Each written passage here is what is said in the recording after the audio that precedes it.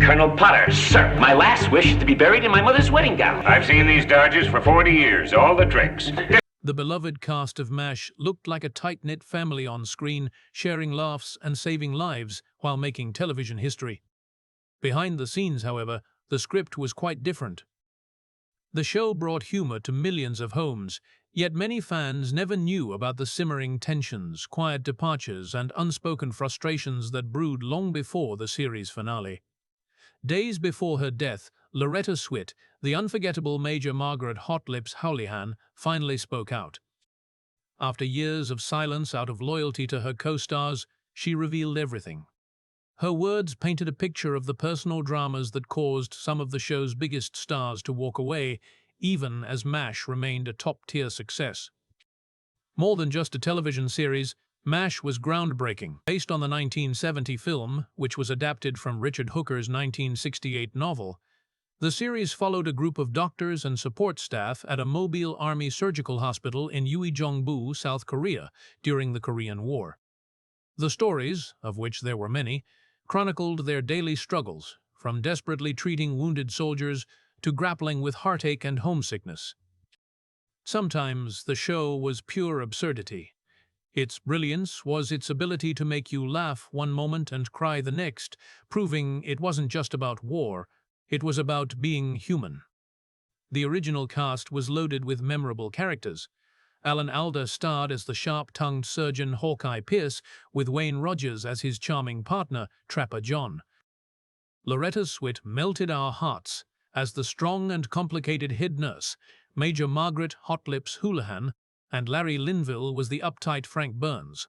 McLean Stevenson was the easygoing Colonel Henry Blake, and Gary Berghoff was the innocent and quirky Radar O'Reilly. Jamie Farr was the cross-dressing Klinger, and William Christopher was the gentle chaplain, Father Mulcahy. Over time, the cast changed. Mike Farrell stepped in as B.J. Honeycutt after Rogers left. Harry Morgan joined as Colonel Sherman Potter after Stevenson departed. David Ogden Stiers took over as the snobby but lovable Dr. Krober. Charles Winchester when Linville left. When Berghoff's Radar exited, Klinger became the company clerk. Each new cast member was unique, but despite the changes, the spirit of MASH remained strong. An added element of the show's magic was that many episodes were based on true stories from doctors who served in the Korean War. Alan Alda himself was involved in writing and directing some episodes, which undoubtedly created a personal touch. The final episode, Goodbye, Farewell, and Amen, aired in 1983 and became the most watched TV episode in U.S. history at the time, holding the title for decades. Funny, heartbreaking, and unforgettable, MASH transcended mere television. It became a part of people's lives. Born November 4, 1937, in Passaic, New Jersey, to Lester and Nellie Swit, Loretta Swit was a charming and energetic child from a Polish-American family. Her father was a salesman and upholsterer, and Loretta and her older brother Robert were raised in a hard-working home.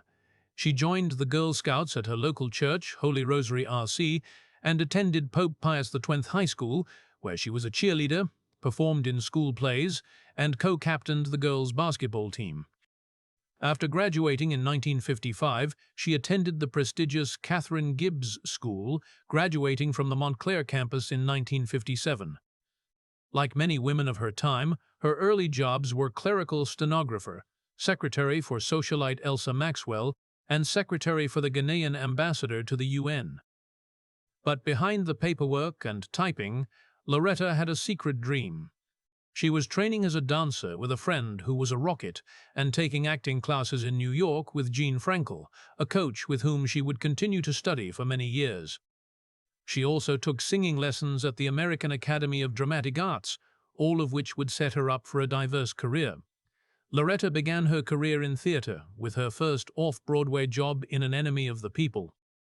By 1961, she was performing in The Balcony at the famous Circle in the Square Theater.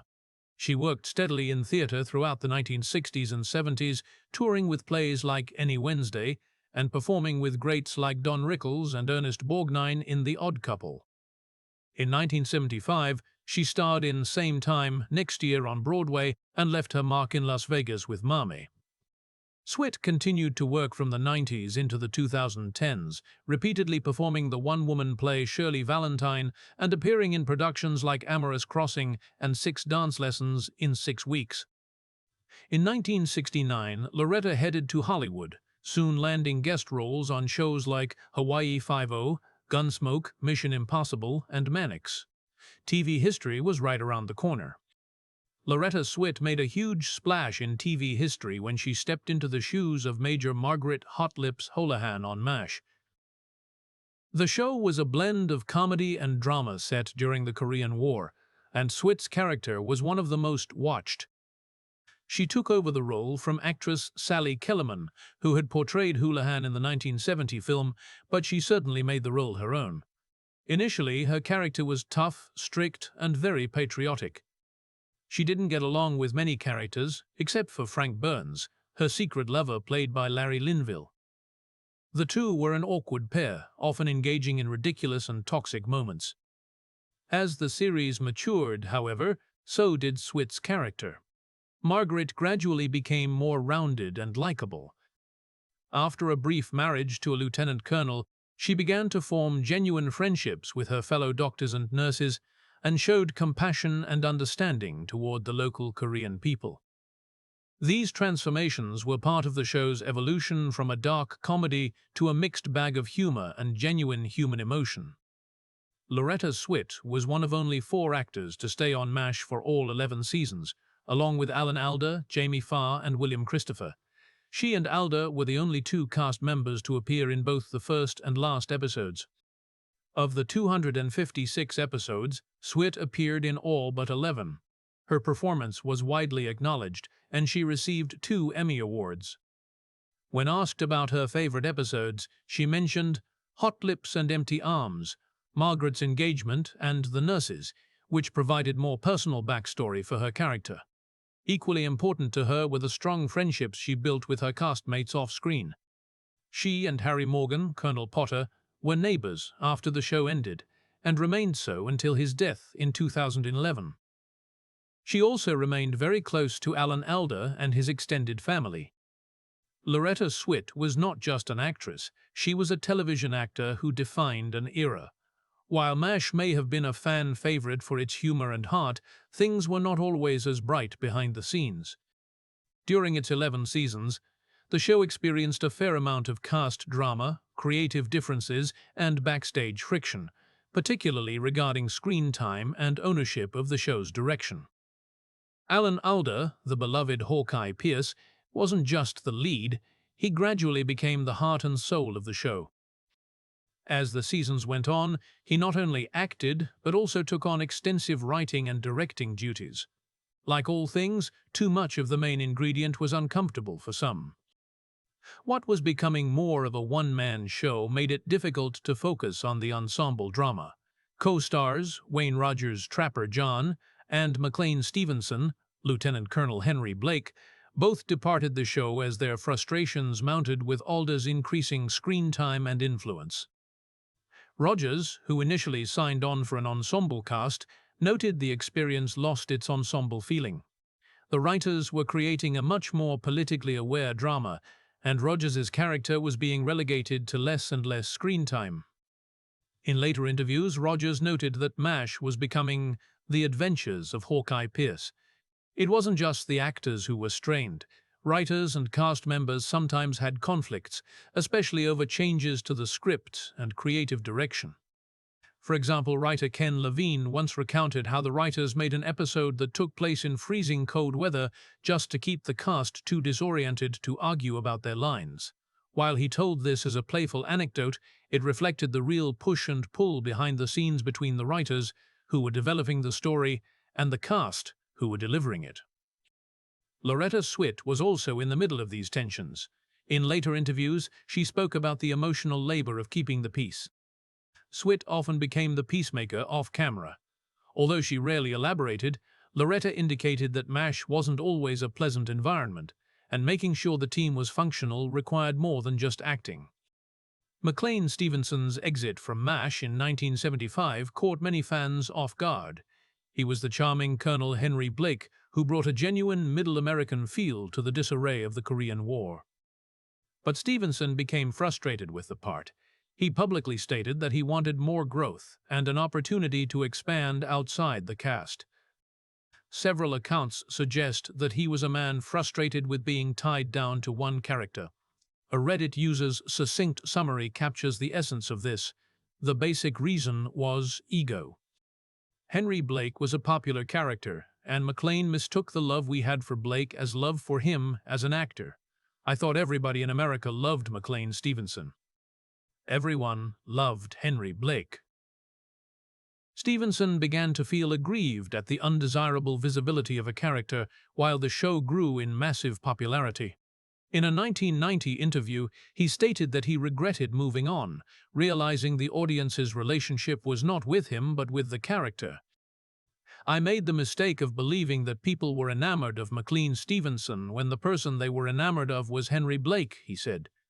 Loretta Swit, who knew him well, surmised at another time that he felt sidelined and unappreciated as part of the ensemble. Swit remained loyal to the show for 11 seasons, watching as the dynamics changed. His character's dramatic off-screen death in the episode Abyssinia, Henry, is one of the biggest television shocks ever. Fans were devastated. Stevenson later embodied the moment's emotional power, explaining that he had thought he might come back occasionally, but also understood the show would not stop for him. It's clear that Stevenson's departure was not only about professional ambition, it was about pride, restlessness in feeling neglected on a fast-moving show, and an aspiration to explore his own creativity. While the way Henry Blake left was shocking to audiences, it showed the reality of actors grappling with their character's identity, which could strip elements of the actor's own. Wayne Rogers ditched MASH after the third season in 1975 for a reason that is almost comically simple. He felt he wasn't getting the proper attention for his character. When Rogers signed on, he believed Trapper John would be Hawkeye's equal. As the show developed, it became abundantly clear that the de facto star was Alan Alda, who took character attributes, narrative, and scenes away from Rogers in the episodes. His manager told the Cincinnati Enquirer that Wayne was tired of living in his co-star's shadow. While the producers indicated Rogers still appeared in most every scene, Rogers believed his character was a supporting role and not the second lead. Additionally, he learned that the character Trapper John, who was the lead thoracic surgeon in the film and book, was being stripped of the title. Hawkeye was taking over storylines, including technical medical ones which belonged to Trapper.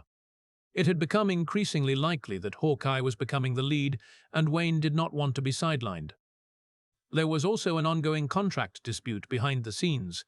Wayne wanted more creative control and to be paid more fairly. He left behind a hit show to create his own sitcom and a successful life outside of acting not long after, which indicates he was ready for something different. In the end, Wayne and Alan remained friends, and Alan even gave a lovely eulogy at Wayne's funeral, so their split was limited to professional matters.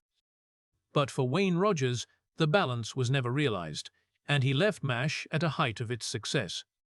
Larry Linville had played Major Frank Burns on MASH for 5 years, but in the mid-1970s, he felt he couldn't continue to develop the character. Burns was a pompous, stuffy foil to Hawkeye and Trapper, a one-dimensional bad guy. That was fine for a time, but Linville was bothered by the fact that his character simply wasn't changing. He was sick of playing someone who never evolved. In a later interview, Linville explained, "I had done all I could with that character," conceding he'd gone as far as he could with Frank Burns. As Season 5 concluded, Linville's 5-year contract had expired.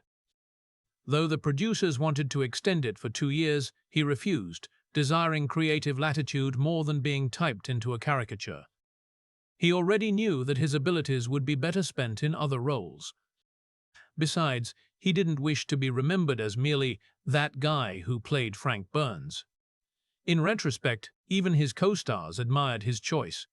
On screen, Frank was the target of jokes, but Linville himself was popular and renowned for his professionalism and bravery to leave. Frank Burns's off-screen exit was identical to the way the character left the story, quietly discarded and never glanced back. Linville continued to work steadily, with guest appearances on shows like The Rockford Files and Chips during the late 70s, proving he wasn't a one-role actor. While Frank Burns is one of television's most memorable villains, Linville's decision to leave was spurred by a need for depth, maturity, and to be more than his character would ever be. Gary Berghoff's departure from MASH after season 7 in 1979 was due to two primary reasons: personal issues and backstage tension. Personal problems were first on the agenda. Berghoff was close to 40 by the end of the show, still playing Radar, a naive young high school-age clerk. He was burned out. He has since attributed the grueling filming schedule as requiring a time out to spend more time with his family. Family, he said, was the most important thing to him, and juggling his role with being a father was really getting to him. Aside from his exhaustion, there had been tension on set, particularly between Berghoff and some of his co-stars. A 1983 biography of Alan Alda mentioned that Berghoff and McLean Stevenson had engaged in a serious shouting match, and Wayne Rogers allegedly got so angry he hurled a chair at Berghoff. Even though he played one of the most fondly remembered characters, Berghoff wasn't necessarily the easiest guy to work with. Some staff and crew admired his professionalism, but others complained of his contentiousness. Nonetheless, people distinguished between Radar and Berghoff, loving the character but having difficulty with the actor's off-camera attitude. In the end, his decision to leave came down to a combination of individual burnout from a demanding show and a need to rejoin his family, as well as increasing tension in the camp environment. Berghoff's last episode, Goodbye Radar, resonated that same complexity, a scene to pay homage to his character on an emotional level, yet also announcing his relief to leave. Even after all of this, most co-stars remembered him affectionately for Radar's naivete and magnetism. But for Berghoff, walking away was about holding on to what remained: his family, his health, and a desire for serenity on set. Alan Alda wasn't merely MASH's leading man, he became its creative core over time. Beginning as Hawkeye Pierce, he eventually started writing and directing for the show. By the late 70s, once original writers departed, Alda was even acting as a producer and creative consultant. His touch made the show more considered and socially conscious than its early, more frivolous installments. Loretta Swit and Allen had a close relationship on and off set. Swit frequently complimented Alda's intelligence and assistance, explaining in interviews that he was a dear friend, nothing like the cynical, bitter Hawkeye. They were close friends long after the shooting ended, a reflection of how well they got along. But not everyone was happy.